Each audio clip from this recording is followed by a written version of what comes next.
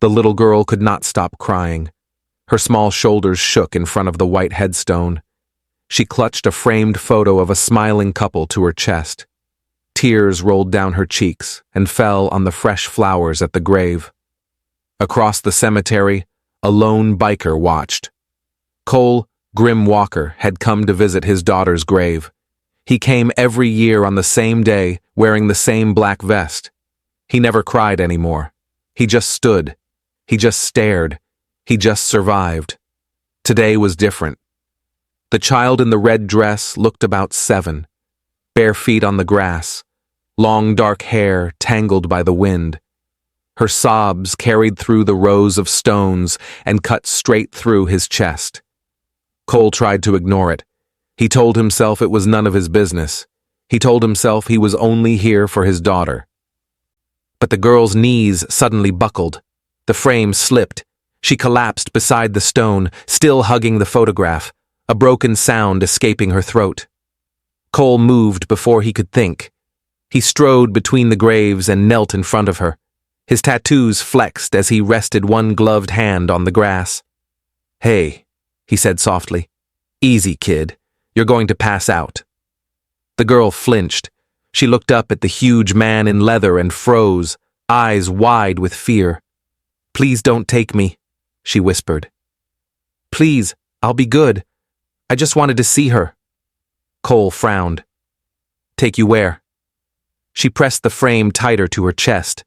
The glass left a red mark on her arm. "Back to him," she said. "He said I can't come here. He said if he finds me here again, he'll make me disappear like Mommy." A chill ran through Cole. He glanced at the headstone. The name carved there was one he knew better than any other, his own daughter's name. The girl was crying at his daughter's grave. "Kid," he asked quietly, "why are you at this grave? Do you know who is buried here?" She nodded, tears falling again. "This is my mommy's grave," she said. Her name was Ivy Walker. Cole's breath left his lungs. Ivy Walker, his daughter. The world swayed around him as the little girl clung to the photograph and sobbed harder. For a moment, Cole could not speak. The girl stared at him, waiting for him to shout, to drag her away, to do what grown-ups always did when she broke a rule. Instead, his voice came out rough and low. "What's your name, sweetheart?" "Lila," she whispered. "How old are you, Lila?" 7. He swallowed. 7.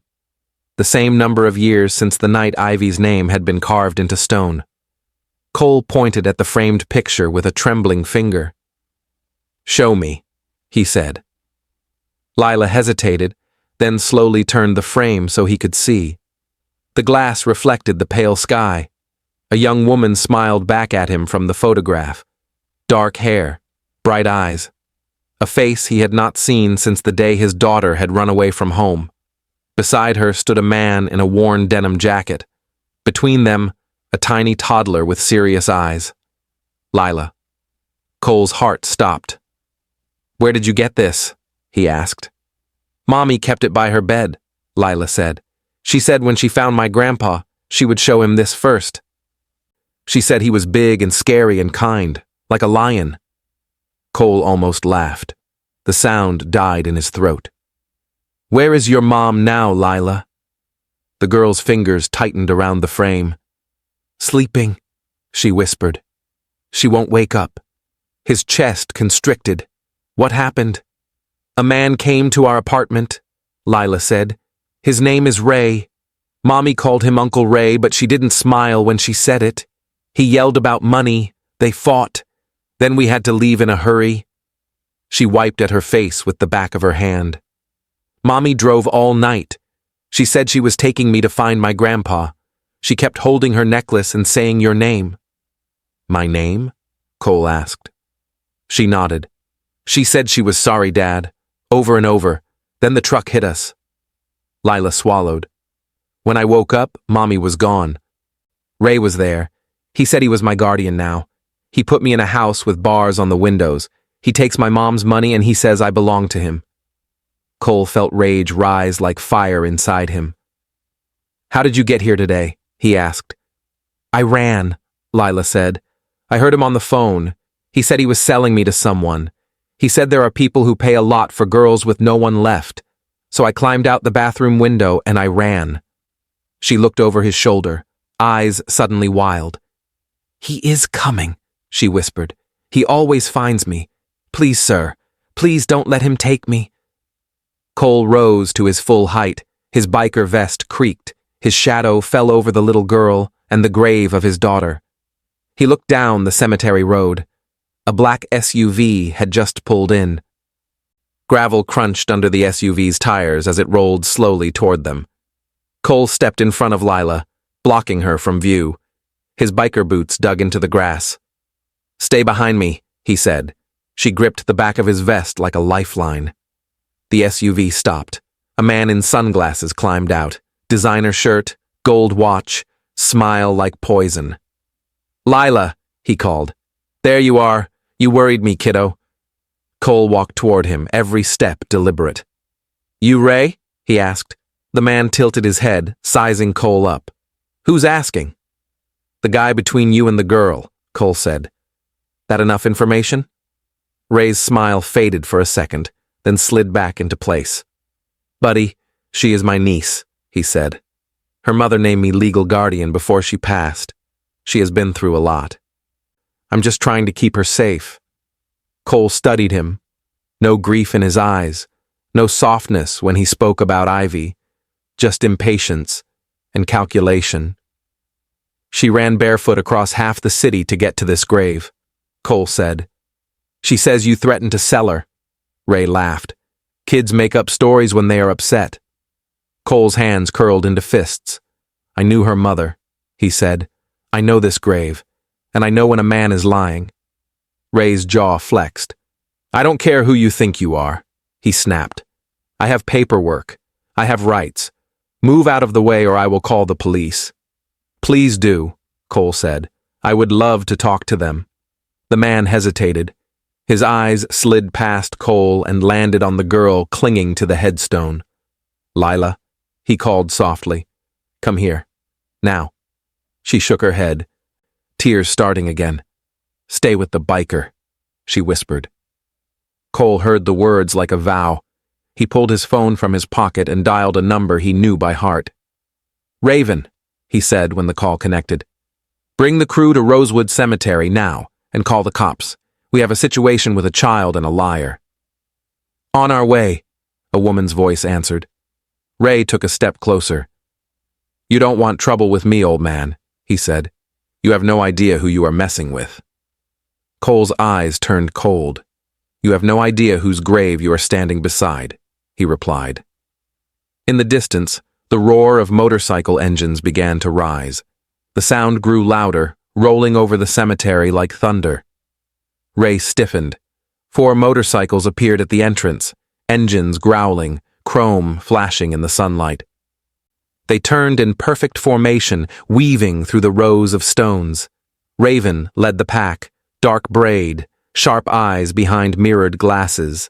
The Devil's Mercy patch on her back glinted as she parked beside Cole. Nice family reunion, she said, eyeing Ray. 2 other bikers, Bear and Knox, dismounted behind her. Their presence changed the air. Situation? Raven asked. Cole kept his gaze on Ray. Girl says he plans to sell her, Cole said.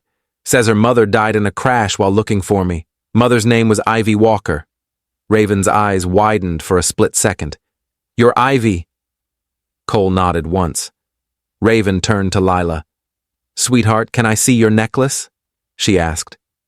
Lila hesitated, then reached under her dress and pulled out a small silver pendant. The metal caught the light. Cole's chest tightened. A tiny angel with broken wings, the same design he had tattooed on his arm the day Ivy was born, the same pendant he had given her on her 5th birthday. Raven saw the shock hit him. That yours? She asked. I made it, Cole said quietly. Ray scowled. This is ridiculous, he snapped.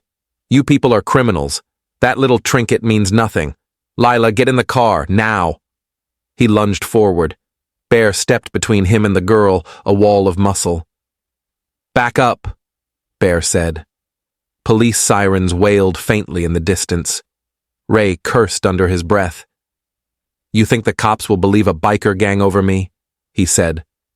I have a business, a clean record. This child is under my care. You show up in leather and chains and think you look like heroes? Raven smiled without warmth. We have something better than leather, she said. We have security cameras. Knox held up his phone. Footage from the gas station on Highway 12, he said. Shows this guy shoving the kid into the SUV while she screams. Already emailing it to the detective we know. Ray's face went pale. He glanced at the road, then at the girl, then at the oncoming police cars. For a second, Cole thought he might give up. Instead, Ray bolted. He sprinted back to the SUV, dove inside, and tore out of the cemetery, tires spitting gravel. 2 patrol cars slid to a stop near the gates as he sped past. Raven swore under her breath. He is not getting far, she said. They will have his plate. The officers approached, hands resting on their belts.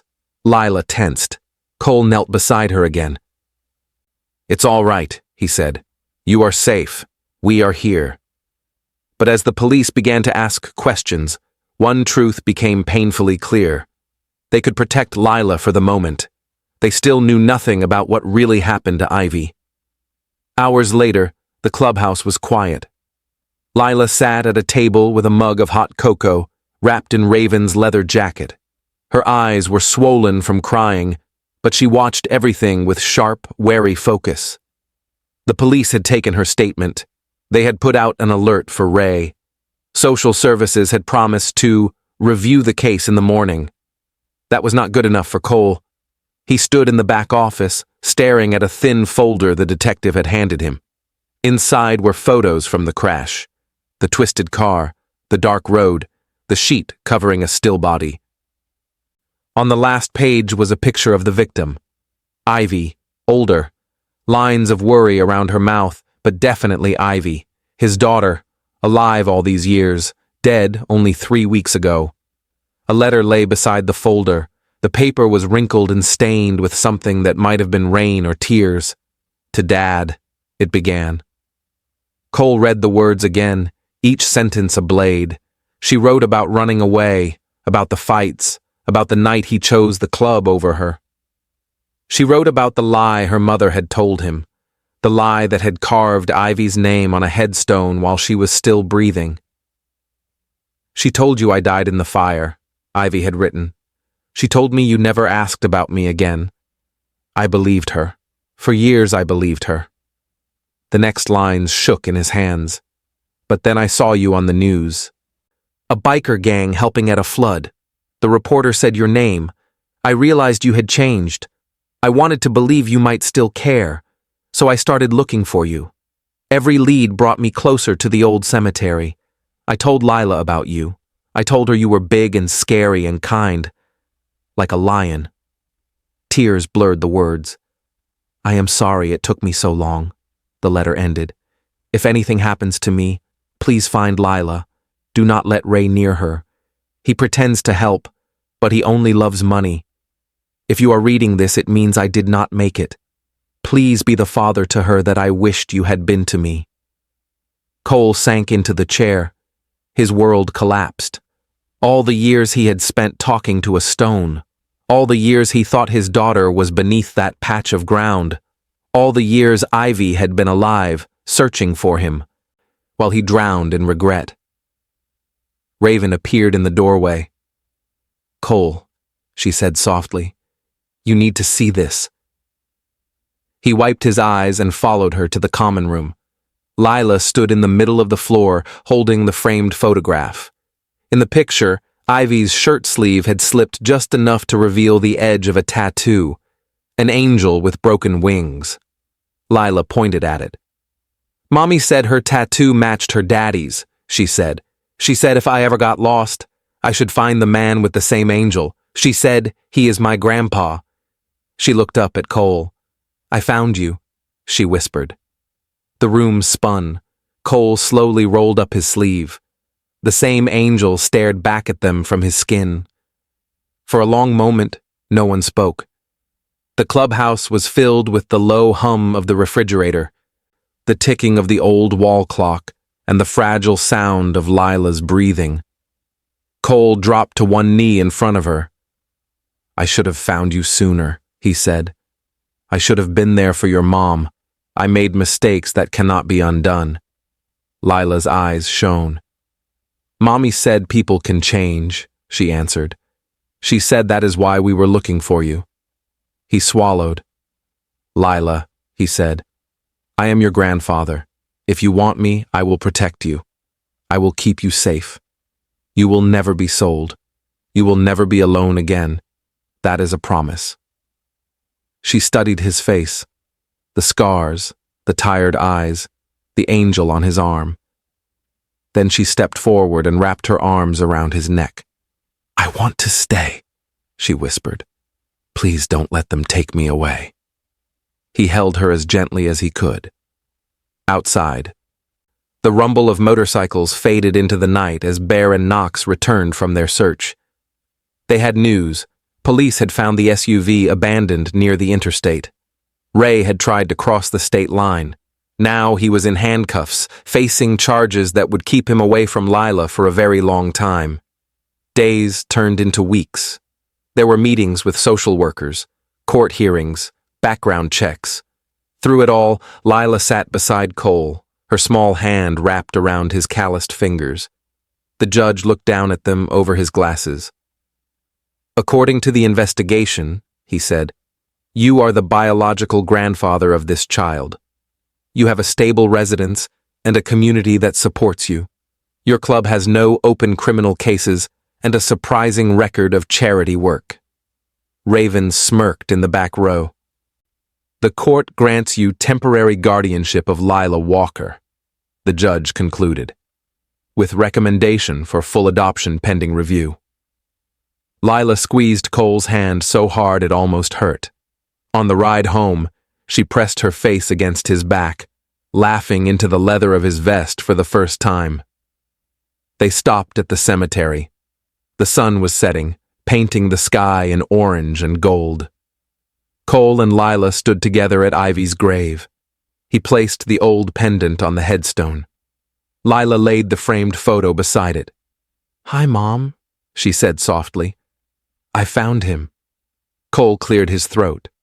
"Ivy," he said, "I failed you when you were little. I will not fail her. I cannot change our past, but I can honor you by loving your daughter right." The wind stirred the grass around them. Lila slid her hand into his. "Grandpa," she asked, "can I ride on your bike one day?" He smiled through the ache in his chest. "Yeah, kid," he said, "one day, with a helmet, and only when you are ready." They walked back to the waiting motorcycles. The biker gang that the town feared now moved aside to let a little girl climb up onto a bar stool in the clubhouse, color with crayons on the meeting table, and fall asleep under a leather jacket. Cole watched her, a quiet peace settling over him. The moral of their story was burned into his heart. Family is not always about blood.